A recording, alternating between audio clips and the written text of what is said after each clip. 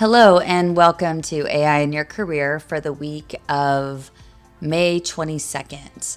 I'm Amy, and this week I want to go a little deeper and longer because there's a lot happening, and I think a lot of it is being misread, both the alarming parts and the hopeful parts.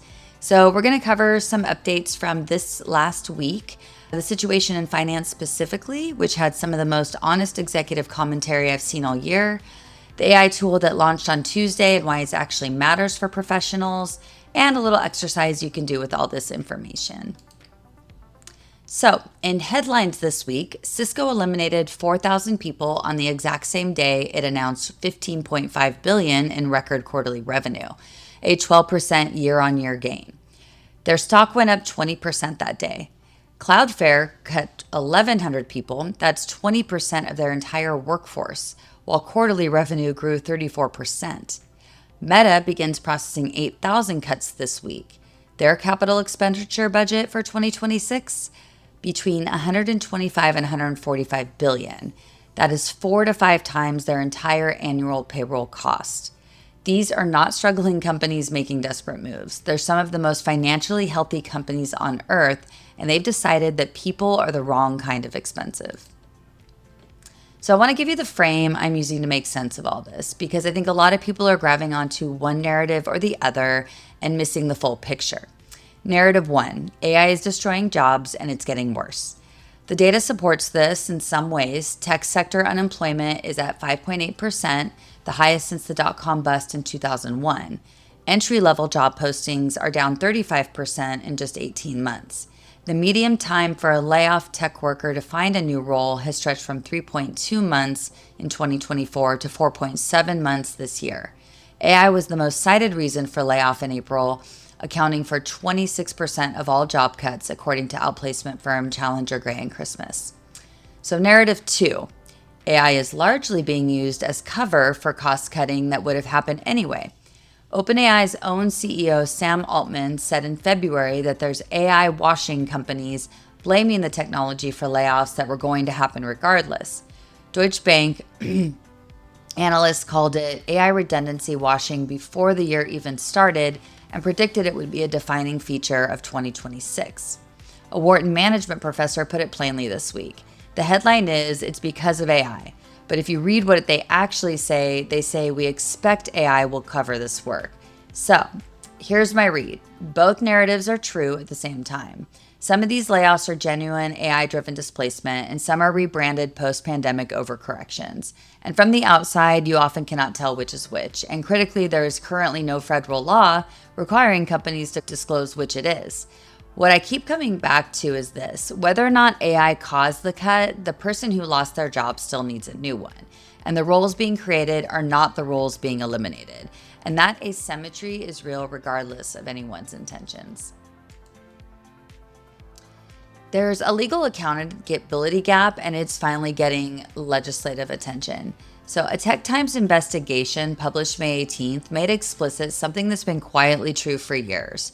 Under current federal law, a company can publicly blame AI for thousands of layoffs and workers having no legal right to know whether that explanation is accurate. There's no disclosure requirement, no obligation to name the AI systems deployed, no requirement to describe what retraining has been offered before the cuts were made. The AI Workforce Prepare Act in the Senate would change that. It would require companies to specify when AI was a substantial factor in a mass layoff, name the systems used, and describe retraining steps taken. Colorado's AI Act takes effect June 30th, 6 weeks away. California has a proposed 90-day notice requirement for AI-driven cuts. New York City and Illinois already require disclosure of AI in hiring tools, though enforcement has been limited. So why does this matter to you right now practically? Well, for 2 reasons. First, if you are affected by a layoff in the next 12 months, the stated reason and the actual reason might be different, and your severance negotiation should account for that ambiguity. Second, the skills gap between what your severance package allows you to retrain for and what the market now actually requires is wider than most people expect. 1 year of access to Cisco University courses, which is what Cisco offered to its 4,000 displaced workers, does not bridge the gap to an AI infrastructure engineering role. That's a multi-year, often graduate-level transition plan. Plan accordingly. We already talked about Cisco's layoffs of 4,000 people and their record $15.8 billion quarterly revenue the same day. CFO Mark Patterson explicitly tells analysts this is not a savings-driven exercise, it's a reallocation. The company has a $9 billion in AI infrastructure orders projected for fiscal 26 from hyperscalers, Microsoft, Google, Amazon, Meta, and they need to move capital towards silicon, optics, and security to fulfill it.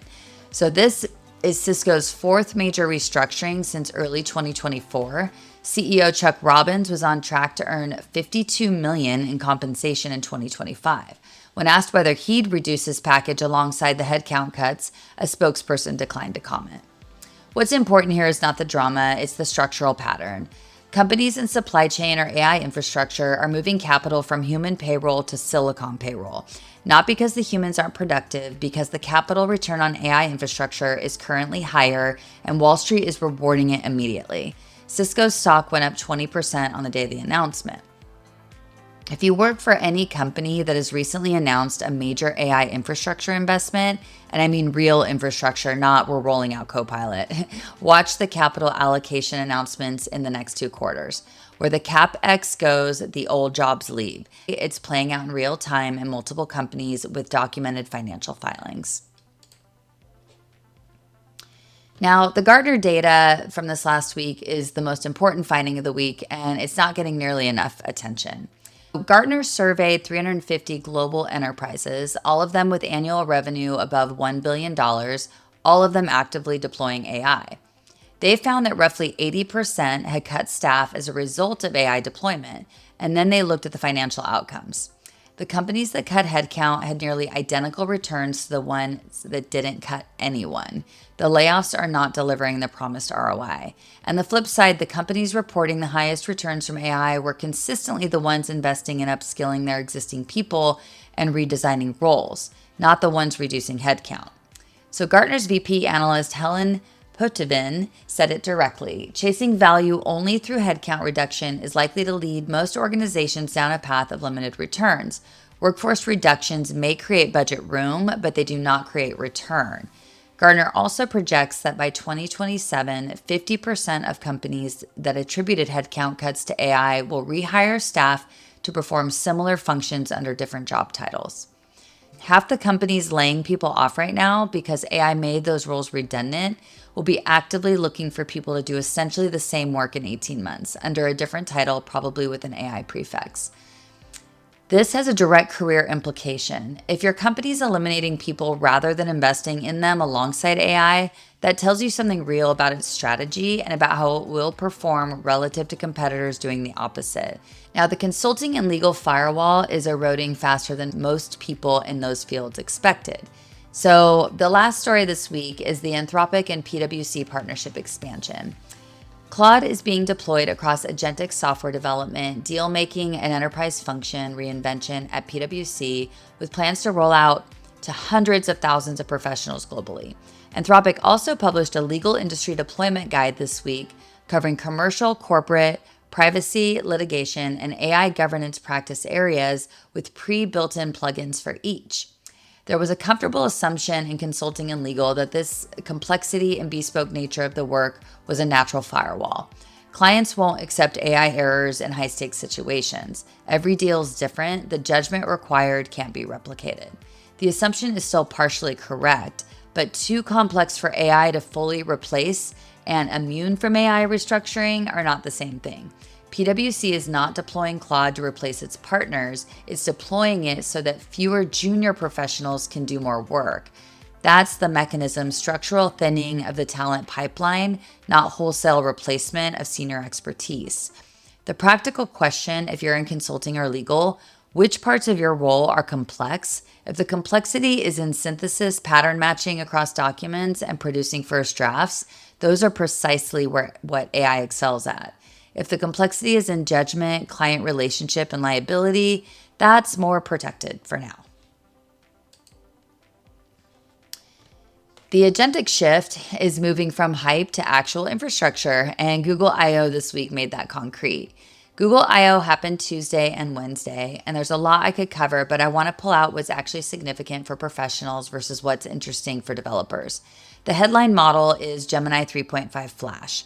I'll give that its own section, but the bigger story is structural. Google announced that its entire product stack, Search, Gmail, Workspace, Android, is being redesigned around agents, not assistants, agents, systems that execute tasks autonomously rather than systems that respond to questions. They also announced WebMCP, an open web standard that allows AI agents to interact with websites and browser-based tools autonomously. If that standard gets widely adopted, it means AI agents will be able to operate across the open web, not just within closed enterprise systems, and that's a significant expansion of scope.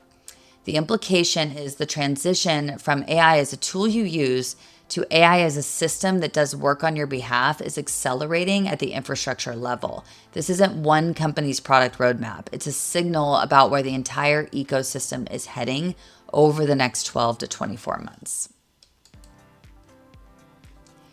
So I rotate through industries each week, and this week finance was the clear choice, not because there's more noise than usual, but because there's more honesty than usual. On Wednesday, HSBC CEO Georges Elhedery stood at an investor day and said, "I'm going to read this directly because the language matters, that artificial intelligence will destroy certain roles while creating others." He told staff to embrace AI-driven change rather than resist it. Most executives talk about AI in terms of transformation, opportunity, and human AI collaboration. Elhedery said destroy at a formal investor event on the record, and that's worth noting. Here's what HSBC is actually doing: retraining its full 200,000 person global workforce, deploying over 100 generative AI use cases, and simultaneously exploring cuts of around 20,000 positions, roughly 10% of headcount over the next 3 to 5 years. The targets are not ambiguous. Non-client facing roles in global service centers, particularly back office and middle office operations in Asia, where the work is routine, rules-based, and high volume. Citigroup research puts 54% of financial sector jobs at high automation potential, the highest of any major industry. That number gets cited often, so I want to be specific about what it means. It means the task composition of those roles is primarily data processing, pattern recognition, rule application, and structured communication. Those are precisely the things large language models do well at scale. JP Morgan has allocated $20 billion of its $105 billion 2026 tech budget specifically to AI. Goldman Sachs and Morgan Stanley are running internal AI programs at scale. The common pattern across all of them is the same as in tech: record revenue, record AI investment, structural thinning of the workforce in non-client facing functions. Now, I want to be fair to the counter argument because it's not nothing. Deal work and advisory roles resist automation quite robustly. In certain areas, every transaction is different. Relationships are built over years, and a single error carries real legal liability, and those are genuine constraints. The 54% automation exposure number doesn't mean 54% of baking jobs are about to disappear. It means the task overlap with what AI does well is high. That's a meaningful risk signal, not an automatic outcome. The three roles I'd flag as highest exposure in finance are financial analysts doing routine reporting and variance analysis, compliance and KYC operations, and back office transaction processing and reconciliation roles. The three I'd flag as most protected in the near term are client relationship managers, complex deal structures, and strategy advisors who interpret rules rather than apply them. The emergent opportunity I specifically want to highlight is AI governance within financial institutions. As AI gets embedded in compliance, credit scoring, risk modeling, and customer operations, regulators, the OCC, FDIC, FCA in the UK, and others are requiring explainability, model validation, and documented human oversight. The professionals who can bridge deep financial domain knowledge with an understanding of how these models work and where they fail are becoming extraordinarily valuable. This is a role that barely existed 2 years ago. It's growing fast, and it's one of the few places where being a mid-career finance professional with a non-technical background is actually a competitive advantage over a junior data scientist with no domain context. So I want to be deliberate about why I'm highlighting this one, because there's a new model announcement essentially every week, and I don't want to be the person who cries wolf every time a company does a keynote. The distinction that I think matters here is that Gemini 3.5 Flash is not a smarter chatbot. It is the first model in Google's lineup explicitly designed as an agent, meaning it's built to execute tasks, not respond to questions. It can take multi-step actions across tools called APIs, work across Workspace apps, and complete work autonomously with systems that's been given access to. Google simultaneously redesigned its entire product stack around this model: Search, Gmail, Workspace, and Android. So for anyone who works in Google Workspace, this is not a future product you'll hear about someday. It's going to show up in your existing tools in the coming weeks. So 3 professional use cases I think are worth experimenting with right now. First, multi-source research synthesis. If you do competitive analysis, market research, client due diligence, or strategic planning work, Gemini 3.5 Flash's extended context and live web grounding can compress the time from "I need to understand this space" to "I have a structured cited analysis" dramatically. The live data grounding is important. You're not working from training data with a cutoff. You're getting current information. And second, long document review and structured extraction. Regulatory filings, board materials, policy documents, grant applications. Feed the document in, ask for a structured extraction, key clauses, risk flags, open questions, action items, and consistencies. The multimodal input means scanned PDFs work, not just clean text files. Third, Workspace workflow automation for anyone already in the Google ecosystem. So once in the Workspace integration fully surfaces, and it's coming in weeks, the agent can draft emails with context from your thread history, generate meeting summaries from transcripts, build out sheets analysis from raw data, create slide outlines from research documents, all without you switching between applications or re-explaining context. Of course, quality checking these agents is going to be super important. So I just want to close with something concrete, because the worst outcome of video like this is that you finish it feeling more informed and more anxious without a clear next step. So here's a very small exercise. It takes about 20 minutes, and it'll tell you more about your actual AI exposure than any industry report will. So first, you want to write down the 5 tasks that actually fill most of your working week. So not your job title, not your job description is written by HR 3 years ago. The actual tasks that you do in a day, what you spend the most hours on a typical Tuesday. Step 2, for each task, ask 2 questions. Is this task primarily about information processing, pattern recognition, synthesis, or structured communication? If yes, that task has meaningful AI exposure. Not necessarily this year, but within a planning horizon you should care about. If it's primarily about judgment and ambiguous situations, relationships built on trust and history, accountability with real consequences, or contextual knowledge that exists nowhere in writing, if yes, that task is more protected, not immune, but more protected. Then you want to look at your distribution. Most people will find tasks in both columns. The question is not, am I fully exposed or fully protected? It's what portion of my time and expertise sits in each column, and is that proportion changing? Step 4, and this is where most people stop, which is the wrong place to stop, which is pick one thing to do differently based on what you found. Not a career overhaul, just like one thing. Maybe it's volunteering for the project at work that puts you in front of clients rather than behind a spreadsheet. Maybe it's spending an hour with the AI tool your company's deploying so you become the person who understands it rather than the person it gets deployed on. Maybe it's having a real conversation with your manager about which roles in your function are growing and which are being quietly restructured. So just one thing concrete this week.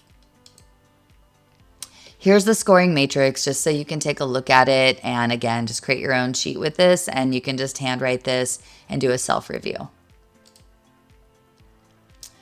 So the Gartner finding is the one I keep coming back to, and I want to end here with it. The companies getting the best returns from AI are investing in their people alongside it, not instead of them, alongside them. So that's not a coincidence. It's because AI is a standalone replacement for judgment, and accumulated expertise consistently underperforms. AI is a multiplier of judgment, and expertise consistently overperforms. So you are the judgment and expertise in that equation. The question is whether you're positioned as the thing being multiplied or the thing being replaced. That positioning is not fixed. It's a choice you're making right now, even if it doesn't feel like one. So all of this week's research links are going to be in the description for this video. I generally rather this one reach the person who need it than 10,000 people who watched and scrolled on. So just share it if it's useful, and we will see you next week. Thanks so much for joining.